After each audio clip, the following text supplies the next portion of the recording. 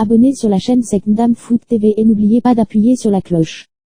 Aston Villa FC peut confirmer que l'entraîneur Steven Gerrard quitte le club avec effet immédiat, a écrit Aston Villa dans un communiqué. Nous tenons à remercier Steven pour son travail acharné et son engagement, et lui souhaitons bonne chance pour l'avenir, a ajouté le club.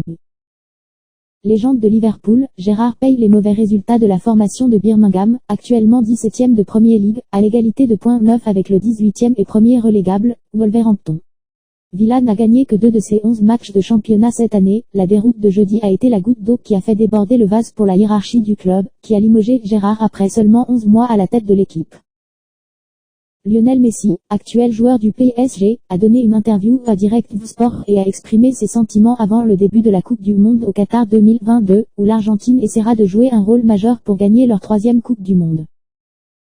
Cependant, la star de Rosarino a surpris tout le monde. Il n'a pas voulu placer l'Albiceleste comme candidat pour gagner la Coupe du Monde et a admis que, pour lui, le Brésil et la France sont les principaux prétendants au trophée. Aujourd'hui, les candidats sont les grandes équipes. Nous parlons de l'Allemagne, du Brésil, de la France, de l'Angleterre, de l'Espagne. Si je dois en choisir deux, le Brésil et la France sont les grands candidats pour cette Coupe du Monde, a déclaré Messi, dans une interview accordée à Pablo Giralt.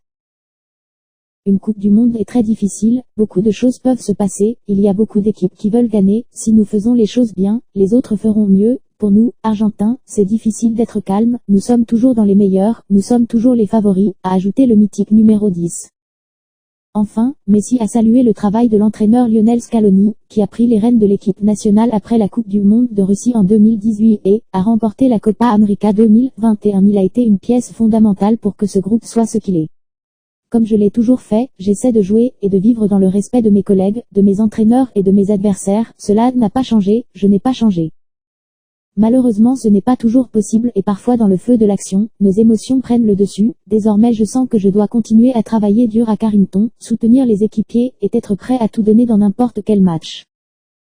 Abandonner sous la pression n'est pas une option, cela ne l'a jamais été. Nous sommes Manchester United et nous devons rester unis. Bientôt nous serons de retour ensemble.